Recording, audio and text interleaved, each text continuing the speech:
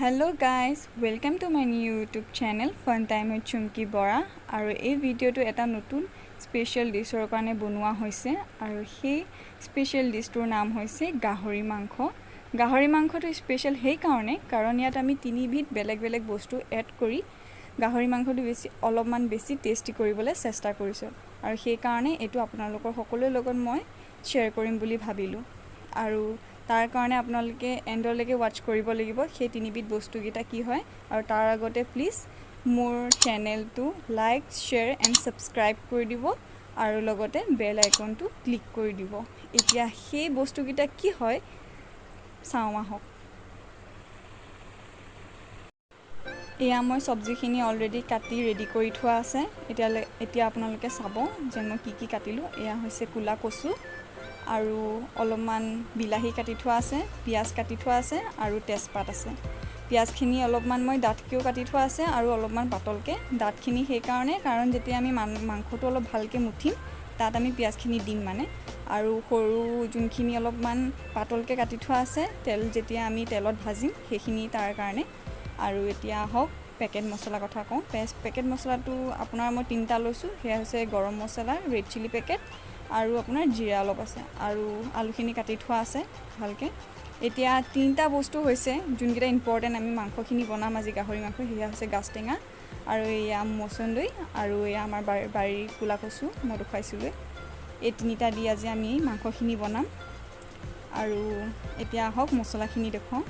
মছলা আপোনাৰ মই লৈছো অলপ আদা নহৰু পেষ্ট আৰু জালুক মই পিচি লৈছো জালুকখিনি আৰু ধনিয়া লৈছো অলপমান ধনিয়াখিনি যোনটো ডাঙৰ ধনিয়াটো আৰু এয়া অলপ হেৰি লৈছো আপোনাৰ দালচিনি পেকেটটো খুন্দি লৈছো মই দেই আৰু এয়া হৈছে ঘৰৰ মছলা। এই মছলাখিনি কিছুমান মছলা এড কৰি থোৱা আছে।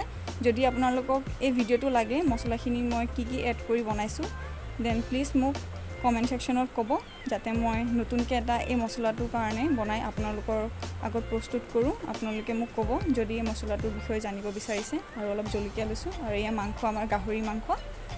এতিয়া বলক আমি বনাও গাহৰি মাংসখিনি। এতিয়া আমি মাংসখিনি মুঠিবৰ কাৰণে ইয়াত অলপ আমি মছলাবোৰ এড কৰিম। এতিয়া আমি যোনখিনি মই ডাটকে কাটি থৈছিলো পিয়াজখিনি সেইখিনি দিম এতিয়া ইয়াত পিয়াজখিনি আৰু এতিয়া আমি এড কৰিম অলপ মছলা। হেয়া হৈছে অলপমান আদা নহৰু পেষ্ট আৰু অলপমান ঘৰৰ পিছা মছলাখিনি অলপমান দিম আৰু এতিয়া এড কৰিলো অলপমান নিমখ আৰু লগতে অলপমান হালধিও। এতিয়া আমি মাংসখিনি যেহেতু হৈ গ'ল মছলাবোৰ দি এতিয়া অলপ আমি 10 মিনিটৰ কাৰণে ভালদৰে মাংসখিনি মুঠিম যাতে সব মছলাবোৰ ভালদৰে মাংসখিনিত লাগি যায়।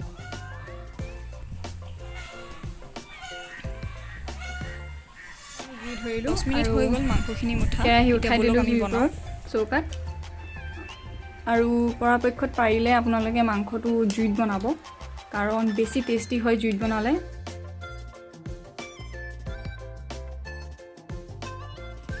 এয়া আমাৰ কেৰাহী গৰম হ'ল আৰু আমি এতিয়া দিম অলপমান তেলটো গৰম হোৱাৰ লগে লগে আমি অলপমান দিম চেনি টেষ্টৰ কাৰণে আৰু এতিয়া দিম আমি পিয়াজ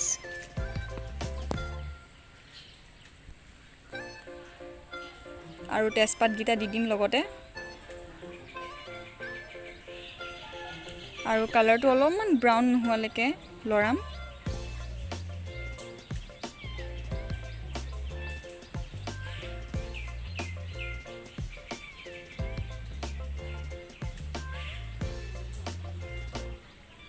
হৈ গ'ল ব্ৰাউন কালাৰটো অলপমান পিয়াজখিনি। এতিয়া আমি দিম মাংসখিনি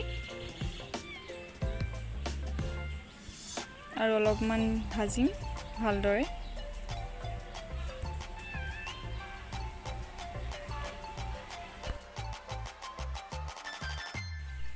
প্ৰথমতে মাংসখিনি আমি মুঠতে এড কৰি থোৱা আছিল নিমখ কিন্তু এতিয়া আৰু অলপমান দি দিছো হয়তো কমিবও পাৰে আৰু এতিয়া 10 মিনিটৰ কাৰণে মাংসখিনি ঢাকি থম সিজিবৰ কাৰণে। আৰু এতিয়া আমি ইয়াত এড কৰিছোঁ ক'লা কচুখিনি আৰু মচন্দৰীখিনি ভালদৰে লৰাই ল'ব এতিয়া আৰু এতিয়া আমি এড কৰিম আলুখিনি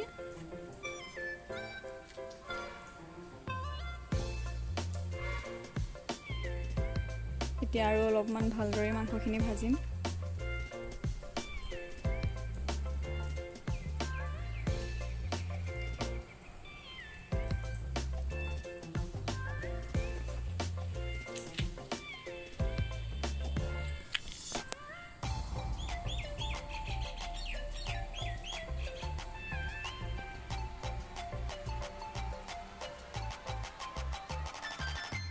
আৰু এতিয়া দিম মছলাখিনি অলপমান আদা নহৰু পেষ্ট ঘৰৰ মছলাখিনি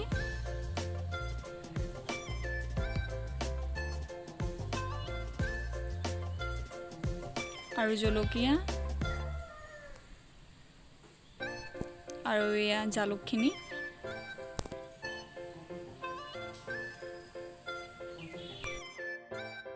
এই ধনিয়াখিনি আৰু দালচিনি পেকেটটো আমি লাষ্টত এড কৰিম কাৰণ তেতিয়া টেষ্টটো অলপমান বেছি আহে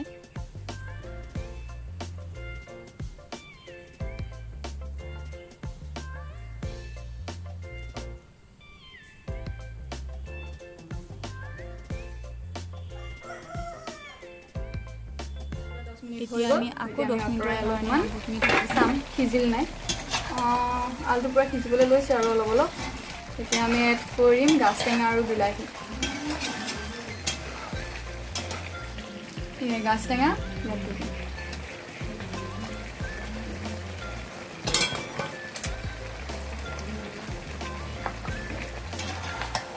লৰাই দিম এতিয়া এড কৰিম বিলাহী বিলাহী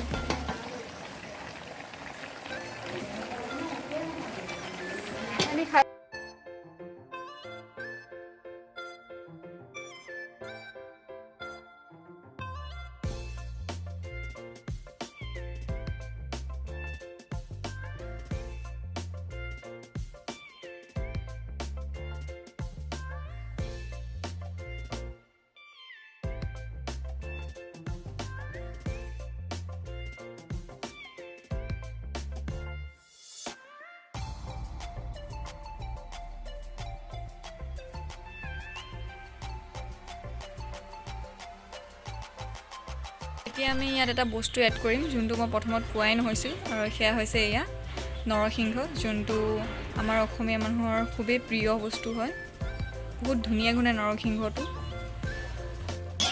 এতিয়া আমি দিম ইয়াত পেকেট মছলাটো বাট এইটো আমি এনেকৈ নিদিওঁ ইয়াত আমি অলপ পানী মিক্স কৰিম নহ'লে বস্তুটো লাগি যোৱাৰ চান্স আছে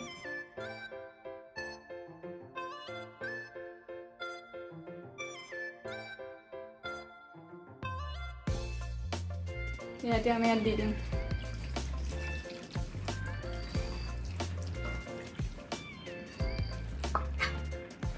লৰাই দিম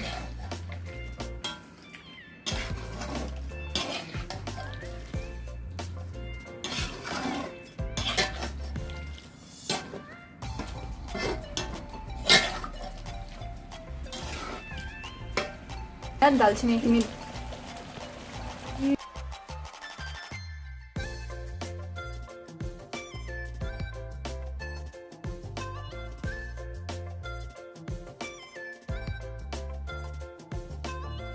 আৰু এতিয়া আমি এড কৰিম দালচিনিখিনি আৰু ভালদৰে আমি এতিয়া মাংসখিনি মিহলাই দিম হেতাৰে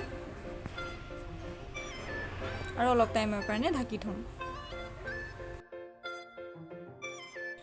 আহক চাওঁ আমাৰ মাংসখিনি কি হৈছে এতিয়া পুৰা হৈ গৈছে মাংসখিনি এতিয়া বাঢ়িবৰ কাৰণে হৈ গ'ল মাংসখিনি ৰেডি আৰু আপোনালোকেও ঘৰত এবাৰ এই মাংসখিনি এনেকৈ বনাই চাব আৰু মোকো জনাব কেনেকুৱা হৈছে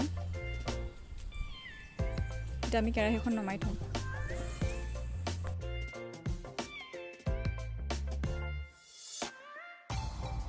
এয়া আমাৰ মাংস ৰেডি হ'ল খাবৰ কাৰণে চাওকচোন বহুত ধুনীয়া কালাৰ আহিছে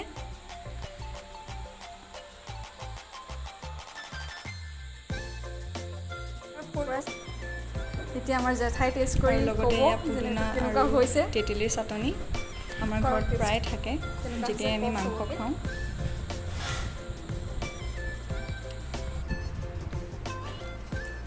বহুত ভাল লাগিছে এনেকৈ সদায় সদায় তুমি আমাক বনাই খুৱাব লাগিব হয় নেকি অঁ আশীৰ্বাদ দিছোঁ আৰু আশীৰ্বাদ দিছোঁ যাতে আগলৈ এনেকৈ বনাই মেলি চবকে মাতি খাবলৈ দিলে বহুতো আমিও সুখী হ'ম আৰু বনোৱাজনীও সুখী হ'ম ধন্যবাদ দেই অঁ বহুত ভাল লাগিলে বহুত টেষ্টি হৈছে বুলি কৈছে বহুত টেষ্টি ট্ৰাই কৰি চাব চবেই ন ঘৰত তেতিয়াহে গম পাব ৰাইজকো দিব আপোনালোকে যদি এই ৰেচিপিটো ভাল পালে দেন ঘৰত বনাব আৰু মোক কমেণ্ট ছেকশ্যনত ক'ব যেন সঁচাকৈ ভাল হৈছেনে নাই টেষ্টি হৈছেনে নাই আৰু লগতে ছাবস্ক্ৰাইবো কৰি দিব যাতে মোৰ নতুন নতুন ভিডিঅ'ছবোৰ ডিছেছবোৰ আপোনালোকৰ ওচৰত আগতীয়াকৈ পায় আৰু এইটো যিহেতু মোৰ ফাৰ্ষ্ট ভিডিঅ' আছিলে মই বহুত নাৰ্ভাছ হৈ আছিলোঁ কি ক'ম কি নক'ম মই নিজে ভবা নাছিলোঁ আৰু তাৰ মাজতে যদি কিবা ভুলো কৈছিলোঁ তাৰ কাৰণে মোৰ চৰি কৈছোঁ মই আৰু আজিৰ কাৰণে বিদায়